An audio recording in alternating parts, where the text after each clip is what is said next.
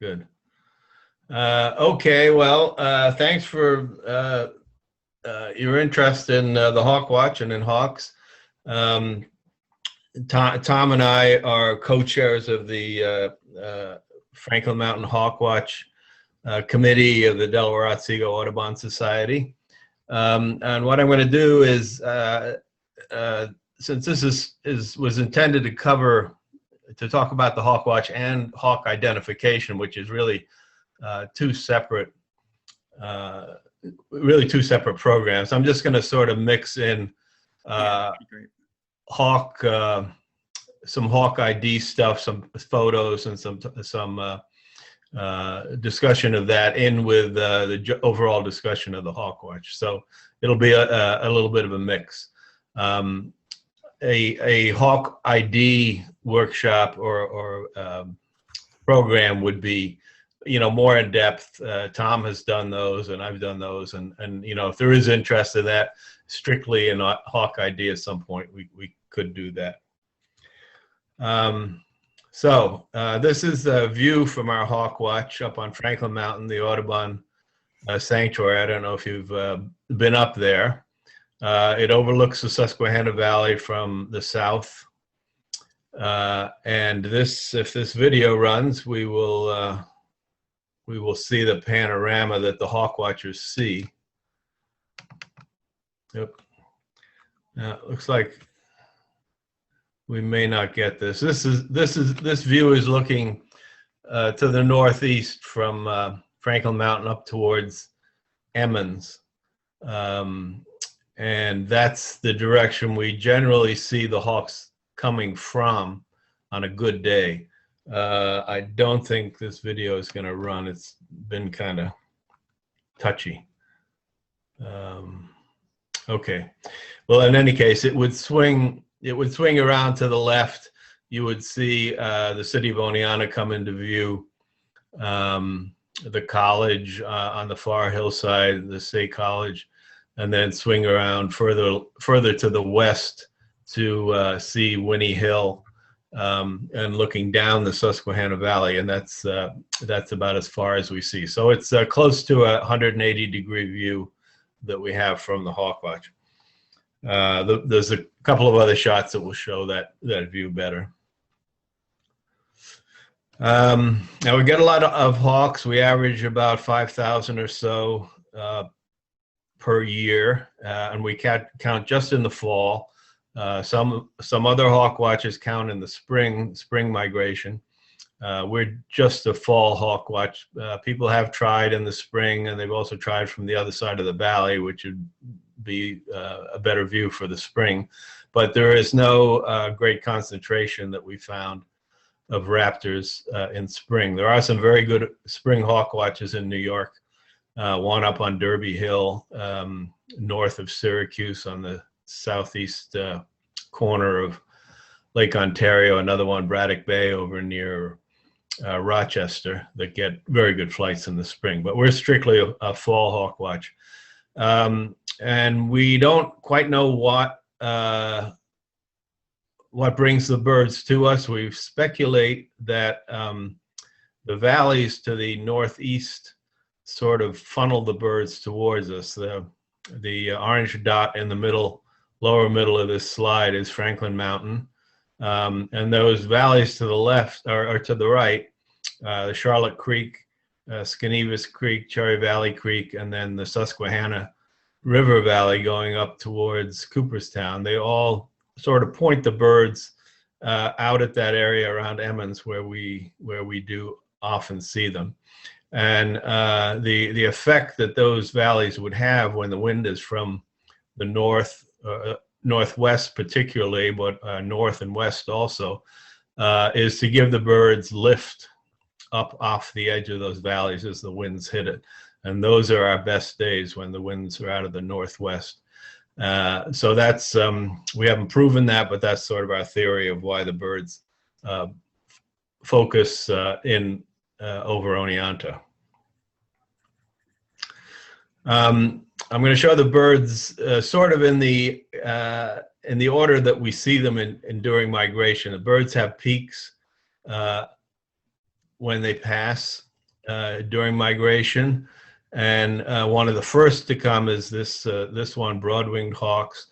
They're the only species that comes in big flocks. They do flock in sometimes as many as 100 birds together. It's quite a sight. They have a very concentrated migration. They almost all pass through in the middle 2 weeks of September. So they're done now.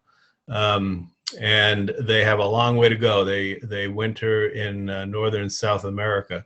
So that's one reason they start so early. But they do nest in the forests here, eastern forests up into Canada. We don't see them as much as some birds, but they definitely are out there. As far as identification, I'll show you in the next slide, the birds kind of fall into three main groups, the raptors. And these birds are in the group known as buteos, B-U-T-E-O. And that group is characterized by fairly long, wide wings and wide fan tails when they're soaring. And they use rising air currents to give them lift and to give them the ability to glide for much of their journey without expending much effort. And this bird is doing just that. It has its tail and its wings out to the fullest extent to get as much lift as it can. Most of these photos, by the way, none of them are my photos, and most of them are not from Franklin Mountain, but this one is. The ones that have a credit by them are Franklin Mountain photos. So this was taken by Londa Palmer, one of our board members, and just this fall. The broad-winged hawks in particular, the best field mark for them is the wide bands, black and white bands on the tail that usually stand out quite well. They sort of have a black perimeter to their wings. You don't always see those field marks when the birds are high or at a distance.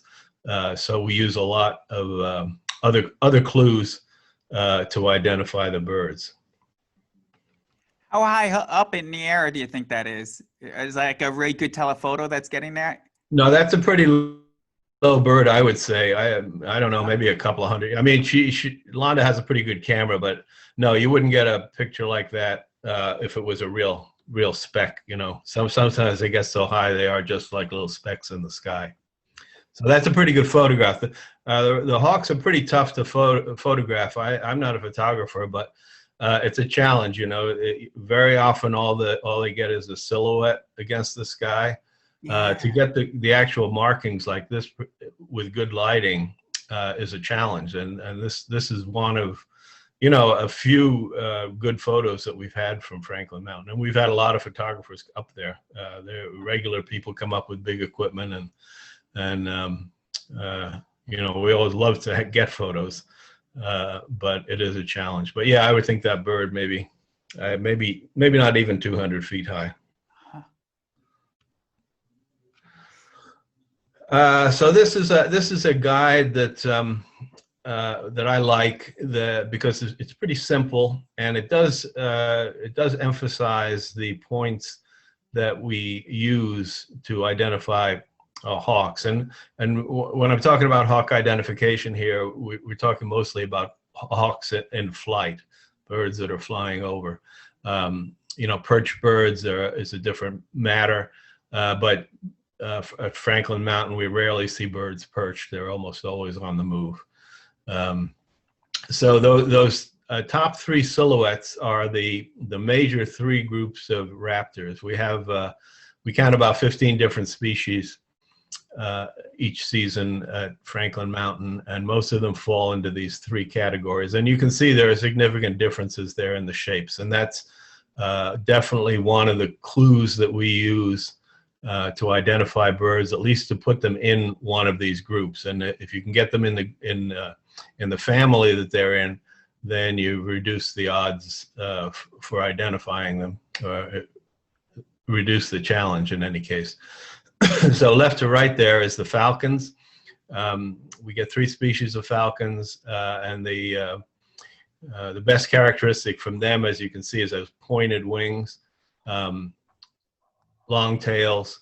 And then their flight pattern is they're very strong flyers, and they flap most of the time. They will soar, they will glide, but more typically when they're trying to cover ground, they'll be flapping their wings. So that's a clue for falcons. The next group, the accipiters, they're also called bird hawks because they feed a lot on birds, other birds, small songbirds, and they're common at feeders too. And they have relatively short, rounded wings, which gives them maneuverability to chase down a bird. A long tail that they use as a rudder.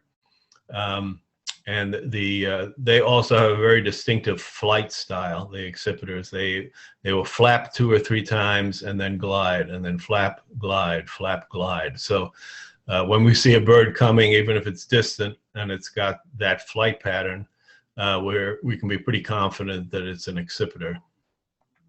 And then the buteos, the broadwing hawk I just showed you, are generally larger birds, big wide wings and fan tail when they're soaring, and they don't flap a lot except to get started, but once they get up in the air, they generally soar. They'll circle. They'll use the updrafts off the ridge, and also the rising thermals, or columns of warm air, to get elevation, and then they will go into a long glide. So several species of buteos there that I'll show you individuals as we go through. Then there are 2 or 3 species that kind of fall into their own family, osprey, which are also known as fish hawks. If you visit Florida, I'm sure you've seen osprey. They're abundant there. They build big stick nests up on phone poles commonly. And we do have osprey migrate through. They're one of the earlier migrants, September or October. And the osprey are interesting. We never had osprey nesting around here. I don't know why. They've been nesting all around us, the Hudson Valley, the Adirondacks, the Finger Lakes.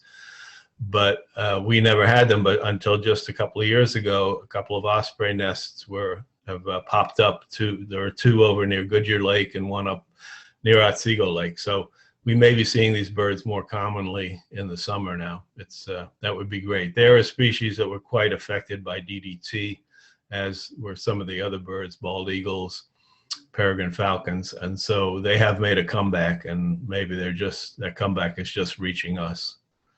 Then the bird below the osprey is a northern harrier, and it's in a family it's in a family of its own. There are other species worldwide, but this is the only species of harrier we have.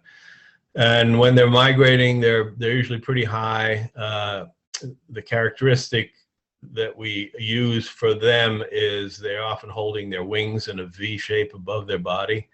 And if they do bank and we get a look at their back, they've got a white rump. And I'll have a couple of pictures of those.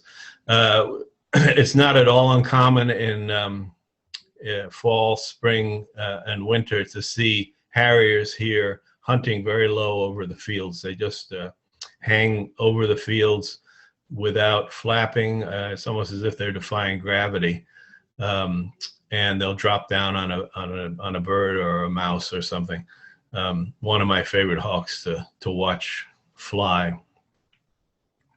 Then the eagles. Everybody loves to see eagles. The bald eagles have made quite a comeback here. And the adult bald eagles are unmistakable with the white head, white tail. They're really big birds. I mean, even compared to one of the bigger buteos, they sort of dwarf them. They have long wings, wide wings. They're very stable flyers. A lot of the other birds will, when the winds are strong, the birds will be kind of buffeted by the winds, but the eagles just fly steadily. So we have bald eagles in good numbers now. But our specialty really is golden eagles. We're one of the best sites in the eastern U.S. for seeing golden eagles. We've had the seasonal record for golden eagles up until last year, and we have the daily high record for golden eagles. And they're about the size of bald eagles. They're fairly easy to tell apart, though. The immatures can be confused. You can see there an immature bald eagle has a fair amount of white underneath, but the white is dotted throughout the bird. It's kind of a mottled look. They change as they age where the white is, but they always have quite a bit of white until they get the adult plumage, which takes about 5 years. Whereas the immature golden eagles just have those white in 3 spots, one spot out on each wing, and then white at the base of the tail. So if you get a reasonably good look at them, it's pretty easy to tell the immature balds from the immature goldens. And the adult golden eagles are all dark. Then the last species we get are turkey vultures. Again, I think a bird most people know. They're often in flocks, soaring. Very good flyers. They hardly ever need to flap. Very good to catch the wind. They hold their wings up in a V and they rock back and forth. They appear to have a small head because they have no feathers on their head. And then there are black vultures listed there, and we rarely have black vultures. We went about close to 30 years, and we only had one black vulture here. And then a couple of years ago, we had a little flurry of them for some reason. But now they seem to have stopped again. So that's not really a bird we see. And by the way, if anybody would like this guide, I can email it to you. It's just, two sheets, one on each side. And like I said, I like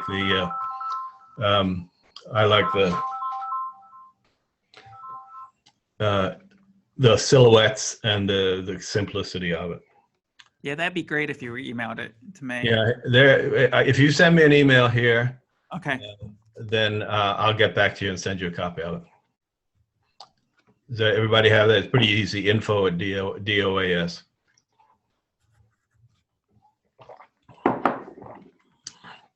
Okay, this is one of the accipiters, one of the bird hawks that I mentioned, Cooper's hawk.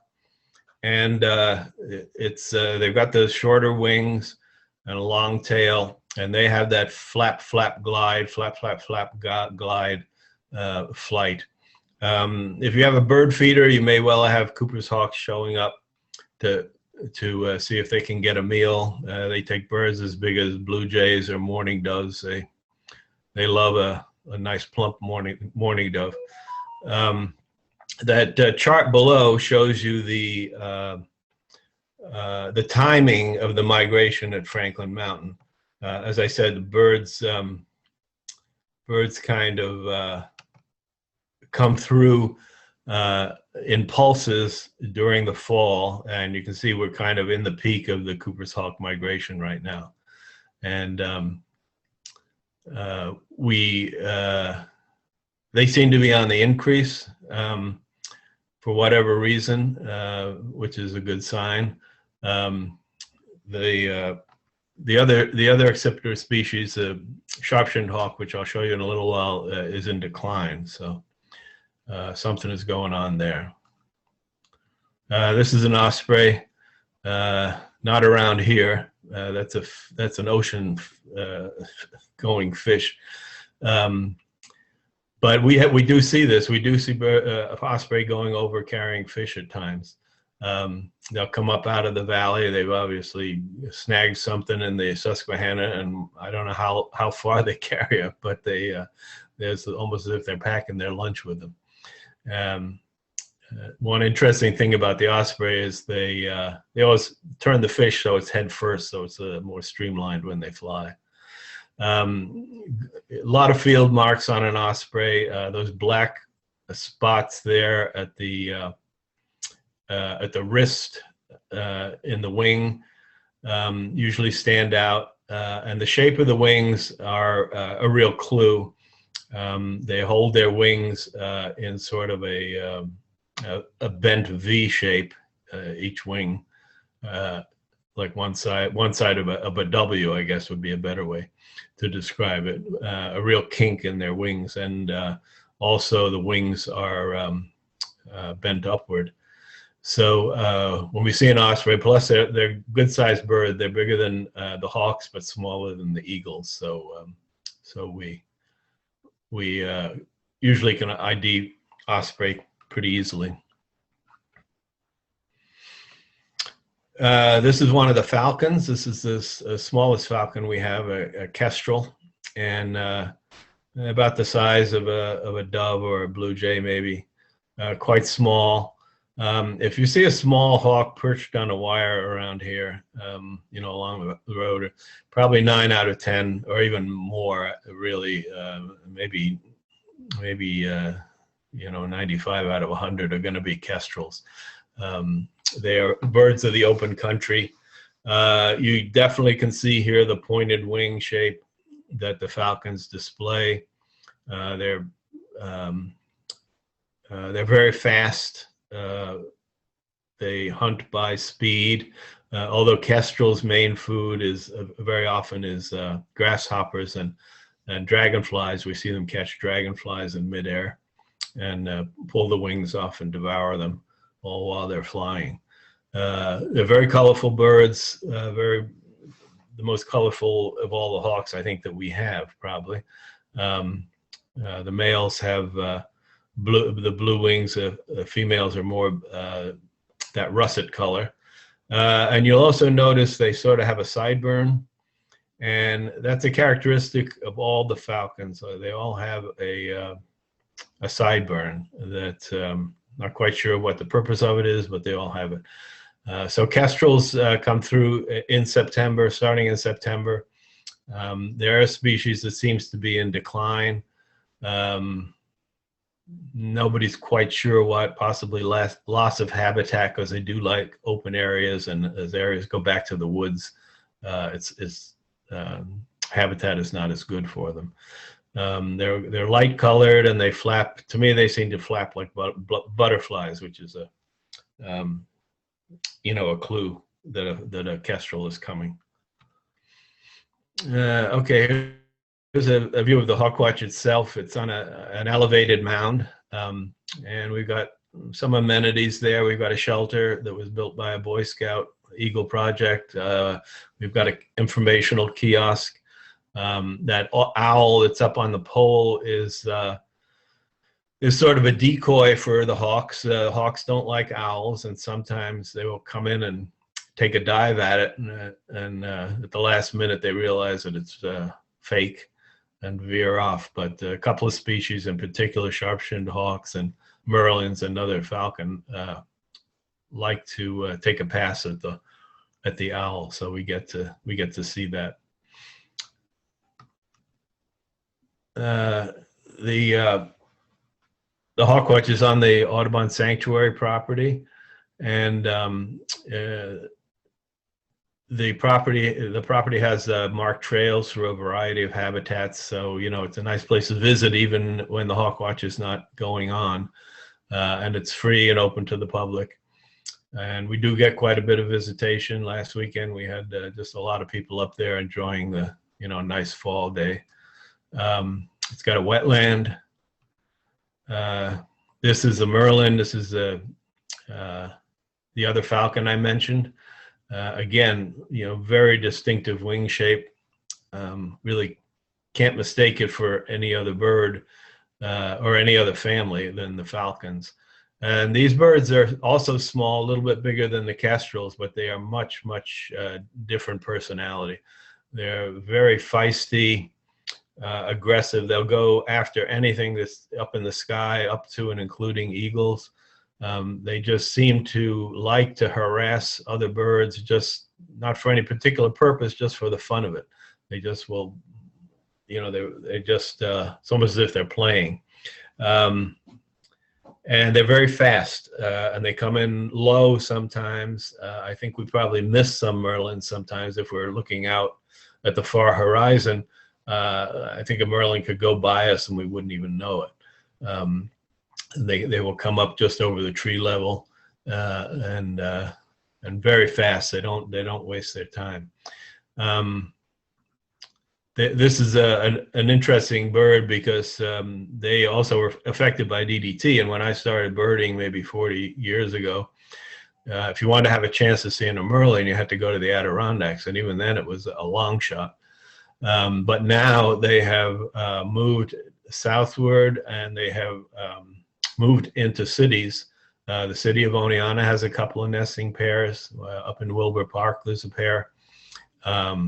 A lot of towns have them. They like to nest in cemeteries, parks, and they've just completely changed. They've become a more urbanized bird, and they probably have good pickings with the house sparrows and starlings in these urban settings. So we do get to see Merlins now, not just in migration. This is the tally board we have. We put down the number of each species that are counted each day. We put down the yearly total, and then last year's total is up there, and any notes of interest. We count almost every day from late August into December, and then we count in December on days that are promising up until New Year's. So we have a very long season, longer than most hawk watches. And we have a dedicated crew of volunteers who fill in almost every day. The only days that we generally skip are rainy days because the hawks don't fly in the rain like today. Today we did not count. This is the statistics from over the years since we began in 1989. First couple of years we didn't have much coverage. We weren't very experienced at hawk watching, and we really didn't know what we were doing, to tell you the truth. But we did realize, that it was a good spot for hawks. There had been a hawk watch at a site about a quarter mile away back in the 70s that had gotten very good numbers. And then when we moved on to the sanctuary, it was a similar view, so we started up the hawk watch again. So these are just the numbers over the years. The bold-faced numbers are the highest totals for each species. Like in 2003, we had 2,900 plus red-tailed hawks, which was a very good year. And this year we set a record for broadwing hawks, a record that we set last year. We had 2,400 last year, and this year we had 2,900. It was a very good broadwing hawk season. And we seem to be doing better for broadwing hawks in recent years. Not quite sure why. They don't particularly follow the ridges like Franklin Mountain, but they do seem to be favoring us. So that's our statistics. This is a little bit better view of the valley looking northwest. You can see some of the buildings those are probably the college buildings out there, the State College building to the left of that scope. This is a nice day, nice for the visitors, balmy, but not a good day for hawks. Our best hawk days are cold, windy days from the northwest, and the wind is coming right in your face. So we always tell visitors, make sure you bring an extra layer, be prepared for cold weather. So this is a great day to be up there, but they're probably not seeing many hawks. So what we look for is a cold front, like is going through now, and then usually following a strong cold front, the winds shift to the northwest, and that's when we get a good flight. So those are the conditions to look for: northwest winds, or north or west, and cool temperatures. So we're kind of getting into the peak of our season now for those conditions. Turkey vulture. We do count turkey vultures, and they seem to be on the increase. They actually, it turns out, since we've begun counting, that DNA studies have shown that these are really not raptors, or they're not related to the hawks and eagles. They're really more closely related to storks. But we count them anyway. We continue counting them. They're a challenge because they do wander back and forth. We're only supposed to count migrating birds, and it is difficult at times to tell whether turkey vultures are migrating or just kind of out hunting. So we do have a protocol for that. We don't start counting turkey vultures until October, and then we count on days when the other hawks are moving in a migratory fashion. So we have some confidence that we're counting migrant turkey vultures. And actually the same is true for bald eagles now. We have so many local bald eagles. We see them down in the valley. We see them soaring over the other side of the valley, and determining whether they are true migrants or not is a bit of a challenge. Again, we do have a protocol. But that's, I guess it's a good sign, but it makes it a little harder for our counters. This is a sharp-shinned hawk, one of the other accipiters.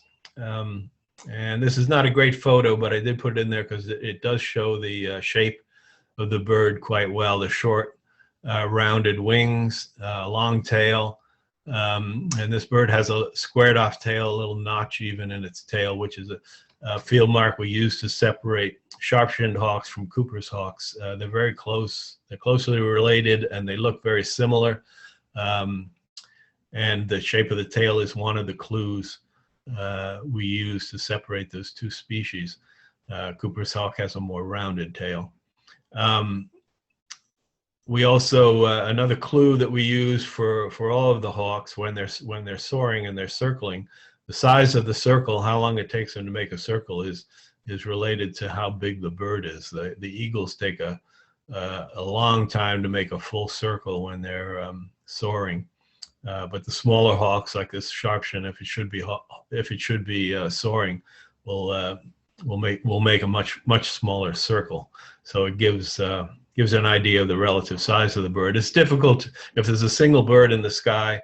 It can be difficult to tell what size it is. Nothing to compare it to.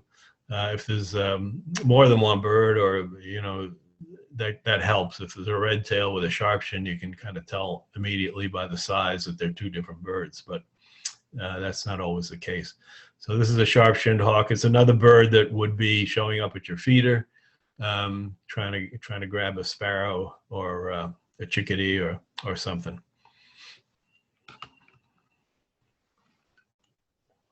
This is another shot of a sharp-shinned hawk. This is at the Hawk Watch. This was taken by Kyle Dudgeon, who was a SUCO student who spent, we were very fortunate to have him helping us while he was a student. He had incredible eyes, very good hawk identification. In fact, he went on to work at Hawk Watches out west after he graduated, and also a very good photographer. And this is a really good shot of a Sharpie. This bird, the previous one showed the square tail that is diagnostic of the species, but in this case, this bird has tail fanned out. It's probably soaring, and so the tail doesn't look square, but if it were folded, it would be squared off.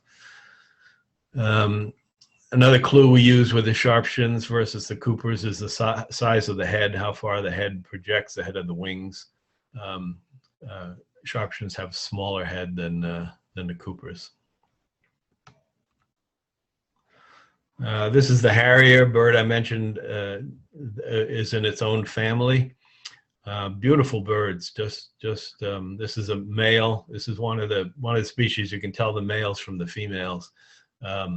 This is a male. They're a gray, light gray colored bird, and you can see that white rump ahead of the tail. That's always present in this species, and it's holding its wings up above its body, which is another great clue for these birds.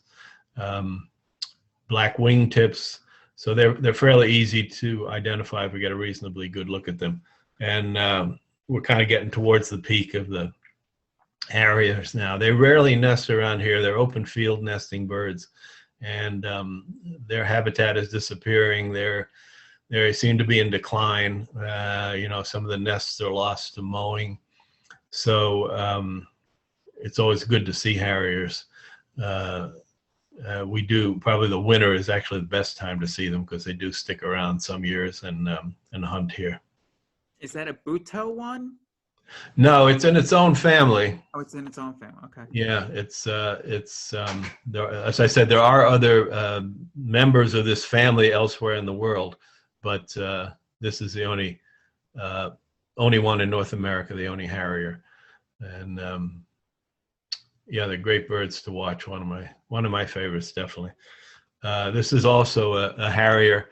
This is a young one, and it's a buffy. They're buffy brown color. The females also are brown, which is how you can tell the sexes apart. Again, has those wings up above the body, the long tail, and if we could see the upper side, you'd see it would have the white rump. Also, another thing about these birds is they have a facial disc a little bit like an owl, and that's because they hunt partly by sound. When they're flying low, coursing over the fields, they can hear birds and mice in the grass. So they're the only species that has that characteristic, similar to owls. And this is a peregrine falcon, reputedly the fastest bird in the world. When they dive after prey, supposedly they can hit 200 miles an hour. And they hunt. They basically just blunt force. They'll just hit a bird in the air and knock it to the ground. And they will go after shorebirds. They'll go after ducks. Pretty good sized bird. The peregrines are maybe crow size. They're fairly good sized birds themselves, but they have a very strong chest, which they just use as a weapon. Again, you can't mistake those swept back pointed wings. And you can see the sideburn on this bird that I mentioned before. All the falcons have. Some people call it a mustache or a sideburn. Peregrines have come back from DDT very well. They were down to really no pairs in New York State at one point. But they, like the merlins, have become urbanized. They nest on skyscrapers in New York City. They're nesting on all the bridges that cross the Hudson. There are pairs in a number of upstate cities. Syracuse, Utica has a pair. Binghamton has a pair. So they feed, in these urban settings, they feed mostly on pigeons, which make a good meal. So this is a real success story. The peregrine falcon comeback. We don't see loads of them, or any of the falcons for that matter. The falcons tend to be more shoreline migrants.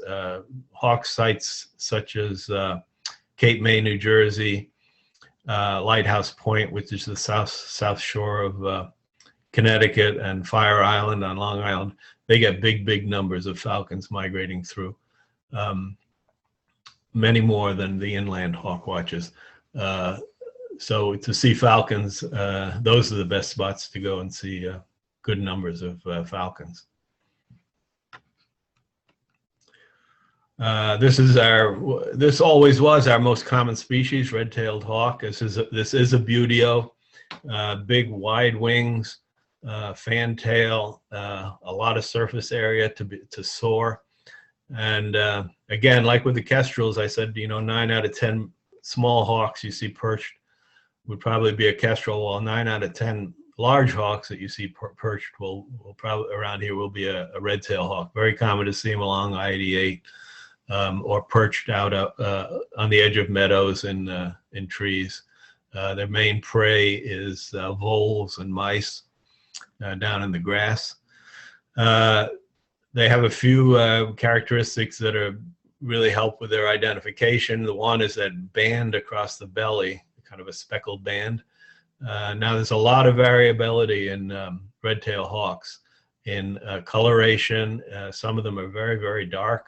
This one's a pretty light one, but they get even lighter than this. The red tail, if you're looking from above, just jumps right out at you. And in fact, when the sky is light, you can even see the redness from below. It gives it that sort of pink glow. Those two dark marks on the front edge of the wing, also a good field mark. So we got a lot of red tails. But in recent years, they've been in decline, and in the last few years, the broadwing hawks have outnumbered the red-tailed hawks. Red-tails seem to be doing quite well on other censuses, Christmas counts and breeding bird counts. So we don't, but the migration counts seem to be down, not just at our hawk watch, but at other sites too. So there's speculation that because of climate change and warming, that they may be staying further north for the winter and just not migrating as much. They are always around in the winter, but they may just be able to stay, less snow cover. They're able to find food further north, and so they're not coming through as much. But definitely, last year we had less than 1,000, which is the first year we ever had less than 1,000 red-tailed hawks. We're just getting into the peak of the red-tailed hawk season now. Late October and early November is when we get the good numbers of red tails. This is probably a little bit more typical Franklin Mountain day. Low cloud cover, although this actually looks like fog, but a low ceiling is pretty good for us. If there's a northwest wind, keeps the birds down. And you can see these people are a bit more bundled up. And I imagine it's a better hawk day than that crowd that was enjoying the sunshine. So we have, we have our counters who are always willing to help out with giving people identification tips, giving them advice. This year, because of the virus, we do have an area at the far end of the mound there cordoned off for the counter, so that to keep the visitors at a little bit of a distance. So we are trying to do the social distancing and masks if possible. But it's probably actually, in terms of the virus, it's when the wind is blowing, it's probably a fairly safe spot. There's not much gonna hang around in the way of droplets.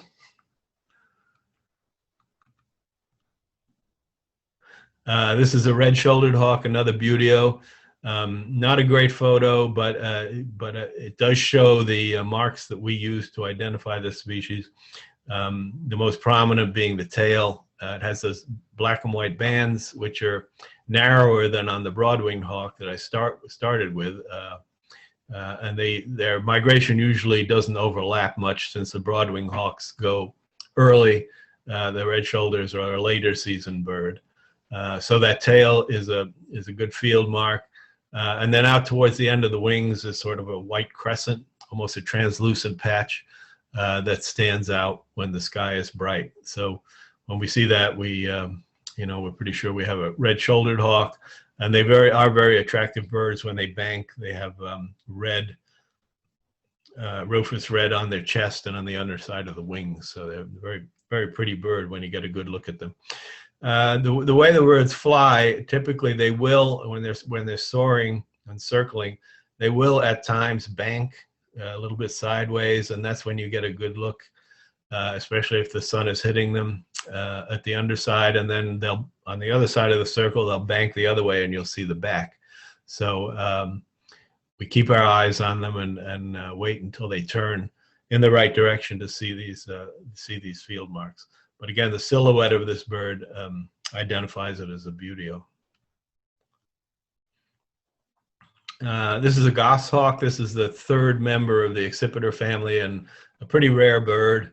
We don't get many during a season, maybe between 10 and 20. They're not a numerous species. even when they nest. They're about the size of a bit bigger than a crow, I guess. They have the long tail. They have the rounded wings, relatively short compared to the buteos. I have always had trouble identifying goshawks because I just don't see that many. Tom can pick them out, but it's always a challenge for me. So these birds, these also, they take birds, but larger birds. Certainly they'll get mourning doves, but birds as big as a grouse they can feed on. So they do show up at feeders sometimes, but not as often as the Cooper's hawks and the sharp-shinned hawks.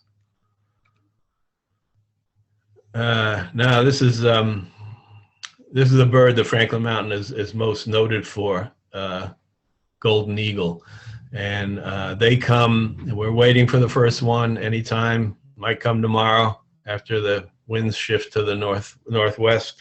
We might get the first one, but I'd say certainly in the next week or so we're going to get our first golden eagle of the season. This is an adult. It's almost all dark. You can see when the light hits them the golden feathers on the back of the head and the nape of the neck that gives them their name. Very big wings, long tail, and a heavy bill. Now you can see there the peak is in November. First couple of weeks of November is when we peak with golden eagles. They definitely like the northwest winds, those cold, windy conditions. And we've had some real spectacular days. We had a day a couple of years ago with 128 golden eagles, which by far was the most ever seen or ever recorded at a hawk watch in the East. So, and then we've had days in the 50s, 60s, 70s. So people, that's when we get our most visitation. People know that Franklin Mountain is a good spot to see golden eagles, and when the conditions are right, they come up and they usually get a good show. The golden eagles tend to migrate, to fly lower than many of the other raptors, so it's not uncommon for them to be at eye level or even below eye level, looking down at them. So it's a great show. You have to be prepared for the conditions, but it's worth it. This is a close-up of an adult golden. You can see the feathers there. And this is the profile. This is very often how we see them. This is, to me, this is just a very typical Franklin Mountain golden eagle picture, holding their wings above their body in a V, long tail, and those fingers out at the tips of the wings. And sometimes on a good day, they will come through like this, just almost, one after another in midday. The peak period during the day for them seems to be around noon, typically like 10 to 2. It's when on a good golden eagle day, when we get most of them. So they're not a bird you got to get up early in the morning to see.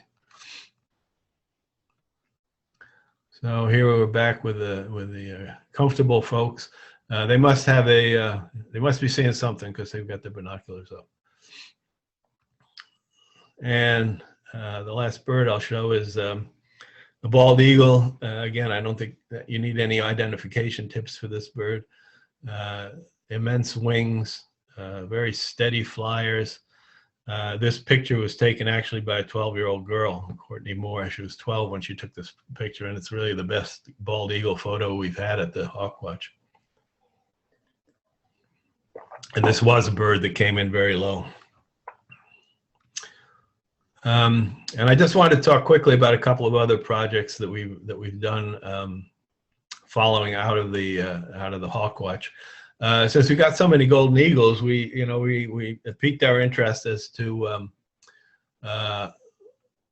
where they were going, where they were coming from. We did know that there's a population up in northern Quebec and Labrador. Those are the only ones in the eastern U.S., and so those are the birds that we're seeing. And occasionally we would get sightings of golden eagles in the winter, reports of golden eagles. So in other areas of the Appalachians, people were putting out trail cameras with baited with roadkill deer to document golden eagles. They will come in and scavenge quite readily. And so we decided to give that a shot. So we put up several of these stations, kind of remote. We picked remote sites around Delaware and Otsego counties, put up the trail cameras, and got a permit from DEC to pick up roadkill deer. And actually, it was Tom that came up with this idea and really carried through with it. Had a lot of help at these various sites. And so this is the kind of some of the pictures that resulted from that effort. These are golden eagles getting a meal. You know, a deer is pretty good food, and they can certainly tear apart a carcass. Little gory here. And of course, we got bald eagles. They also scavenge quite readily. These are an adult and some immature bald eagles, and lots of ravens. Ravens, another species that has come back to our area in the last couple of decades in big numbers, and they come in and take a lot of the meat off these, the meat and the fat off these carcasses, and they don't necessarily eat it all, but they take it away and cache it away, and evidently remember where they put it, because they can strip a carcass in a day. Another shot of Goldens with a raven. Another characteristic of Goldens, when you see them up close, is the feathers go all the way down to the feet, whereas bald eagles have more bare legs showing than golden eagles. We got other birds there too. These are red-tailed hawks, and the white one is a leucistic red-tail, an odd pigmented bird. In the lower left is a little scrap between two red tails.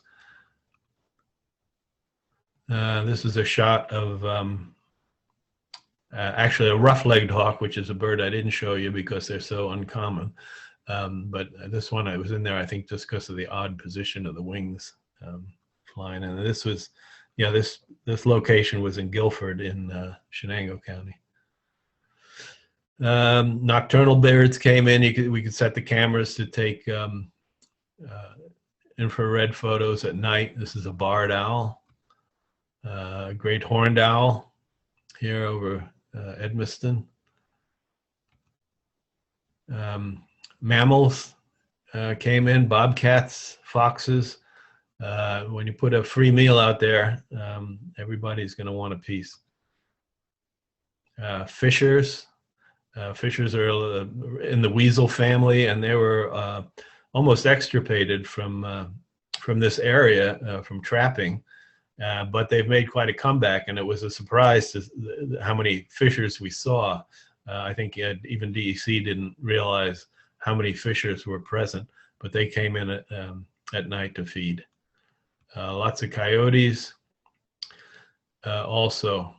So then we took we decided to go a step further, because at some of these other sites, they had been capturing golden eagles and putting on transmitters that would give GPS locations as the bird moved.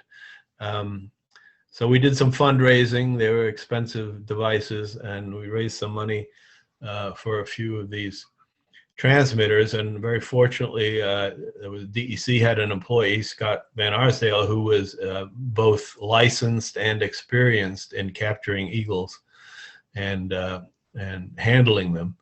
So basically what we did was when a site was getting regularly getting golden eagles, we would set up a blind. You can see the blind back there past the trees, and with a view of the bait. And Scott would go in there. I think Tom went in with him a few mornings. You have to get in there very early before light, before the eagles started coming in, because they're very spooky birds. And this is a view from the blind of the bait. And that box on the right has a rocket net in it. And conditions had to be just right for Scott to release the net. Had to be just one bird, just one golden eagle on the bait. Had to have its head down feeding, and things had to be just right. And he would release the net when it was right. And this is a shot of the net going over an eagle. And this bird was named Maxine by one of the donors of the transmitters. And this was down in Andes, down around the Pepacton Reservoir in Delaware County. And this is extricating the bird from the net. You have to be very careful, obviously. You can see those talons there. I don't want to injure the bird. You can see at the very bottom of the photo, that's a leather hood put over the bird, which quiets it considerably. Lethal talons. And Scott did get a little injury. I think that was not from the talons, but from the bird's beak. So it's risky business. Took a lot of measurements on the bird. Took a blood sample, some measurement, blood sample, sample of the feathers, which you can get information actually from the feathers, the DNA, and then fitted it. This is Tom here on the right. Fitted it with a transmitter. It has a solar panel on the back. And the birds are not particularly affected by the transmitter. We've had them make several trips up to the breeding grounds and back quite successfully while carrying the transmitter. And then again, another view of it. Take a picture of the bird to see the plumage. You can actually identify individual birds by the pattern of the plumage. This is a immature with a white at the base of the tail. You can see they're huge birds, powerful birds. I was never in on this, and I don't think I would have even attempted to handle one of these birds. I'm pretty impressed. And off it goes. And this is sort of the data we got in the winter from these birds. This is, again, down around Delaware County. Shows the movements of the birds. That's Roscoe down in the lower left corner. Andes, Margaretville. The bird kind of hung in that area for a good part of the winter. This is another one that was trapped in Otsego County. I guess around Edmiston. Traveled up almost into the Mohawk Valley, wandered down to New Lisbon is where it was where it was captured. Wandered around Otsego County, and then come March, late March, April, the birds start heading north, and this is the tracks of two of the birds that started north. One went on April 1st, and one went on March 31st, and they weren't particularly any connection between these birds, but they took a very similar route, and they crossed the border into Canada almost at the same time and almost at the same point. And they had a long journey. They have to continue up through Quebec to way up to their nesting grounds. But we did have a bad incident with one bird. It was suddenly, this was down in lower Delaware County around Hancock. The bird stopped transmitting and couldn't quite figure it out. Thought perhaps it was something technical, but the bird did not connect. And we sort of sent out a search party around the last known area, last known location, and did not find the bird. But there was a bald eagle there found dead from lead poisoning, and also we found a pile of these feral hogs that had been shot and left in a pile, shot with lead ammunition and left in a pile. And the story on those was there was a hunting preserve there where these hogs were brought up from the south, put in this preserve, and people would pay to go in and shoot them. And but some had escaped, and they were out running around the woods out on the landscape. And DEC was very concerned about this, understandably, because they're very destructive animals. I don't know if you've ever been in the South and seen where hogs have been through, but they really tear up the ground. They breed prolifically. So DEC had gotten some federal sharpshooters to come in and shoot them, which they did, but they left them in a pile. I guess they were supposed to be buried, but they didn't get buried. And then eagles started coming down and feeding on them. And this one bald eagle evidently ingested lead and died. And we suspect that's probably what happened with the golden eagle, although we never did find it, so we couldn't confirm that. But lead is very toxic to eagles and to a lot of wildlife. And it doesn't take much lead in an eagle's belly to kill it or to damage it significantly. They get neurological damage, reproductive damage, and lead bullets, when they hit whatever their target is, they fragment into many little pieces, and they travel quite a distance from the wound. So the carcass ends up with lead in it. The entrails end up with lead in it, and they are very often just left out in the field by the hunters after they dress the deer. And so these birds come down, scavenge that, and ingest it, and it basically kills them or makes them extremely ill. It's also an issue for humans. That's some ground venison on the right there, and that's an X-ray of the venison with little flecks of lead all through it, as you can see. And lead, of course, is toxic for humans, especially children too. So another effort we have ongoing now is to convince hunters to change to copper bullets, which don't have that effect. They don't fragment like lead bullets do.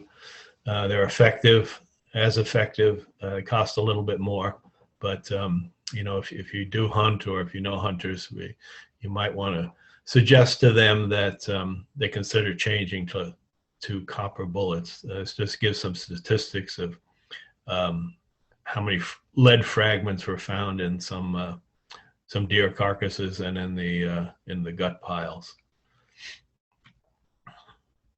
There are other threats to golden eagles. They get trapped at times. One of our birds got trapped up in Canada and died. Lead poisoning, and of course they do collide sometimes with power lines, wind turbines. So we have a great interest in golden eagles and their well-being. And if you want to learn more about this issue of the lead, we did produce a video that's on that website address I gave you, and you can go there and see more detailed information on this issue and how it can be avoided. So that's it. If anybody has any questions, I'd be happy to try and answer.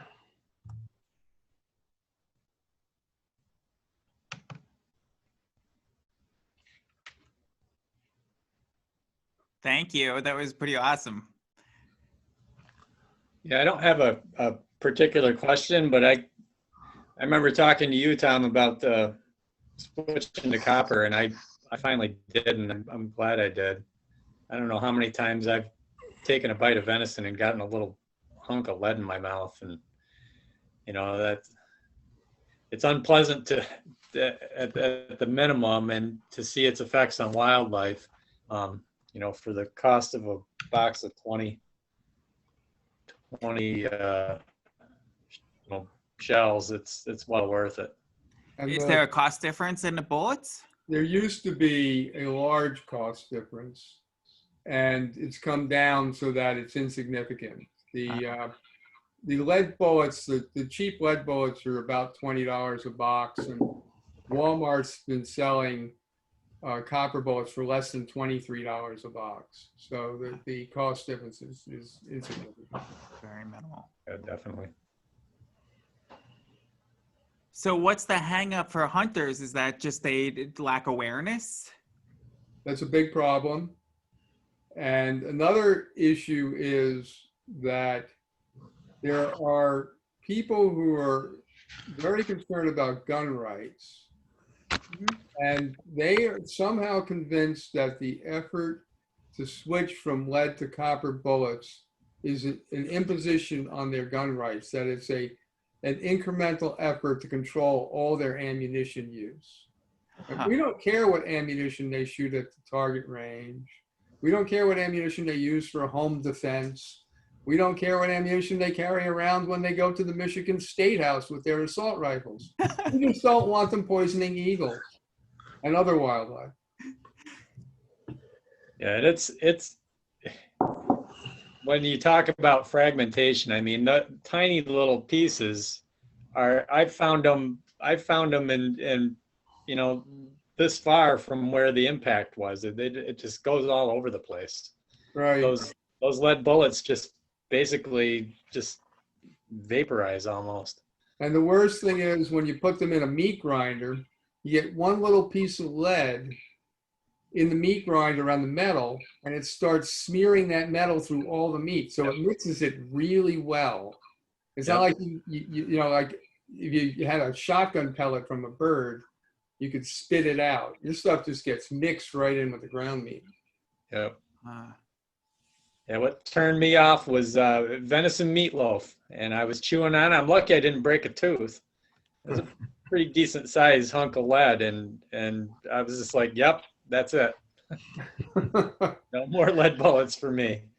Yeah, and then kids, more than adults, it's just really bad for them, Exactly. So yeah, and we this is an issue we've been working on. We had a panel presentation a couple of weeks ago. We did a discussion at Cobleskill College, and I don't know, it's hard to measure whether there's any change in hunters' attitudes. There have been bans of lead ammunition in places, but they've been rather specific. Like in California, one of the main problems with the California condor, which was on the verge of extinction, was ingesting lead from deer carcasses, and so California did ban lead ammunition. And it has been banned for waterfowl hunting, and that happened many years ago because loons and other birds were picking up the lead pellets from the bottom of lakes and swamps, and again getting poisoned from it. So there is precedent for it. But as Tom said, there's resistance to change from hunters, and I don't know. We just continue our educational efforts. Do you ever mention it in class, Mike? Yeah, yes, I do. And Tom's been in to talk to my students before. I mention it to my students, and I share a lot of bioaccumulation, data from the DEC with other contaminants like PCBs and DDT and things like that.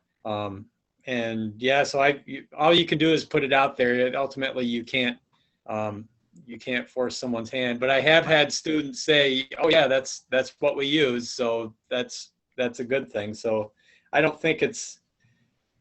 I think there hopefully are enough people that have their own well-being in mind, you know, as well as the environmental impacts of it, that, you know, it would gain traction.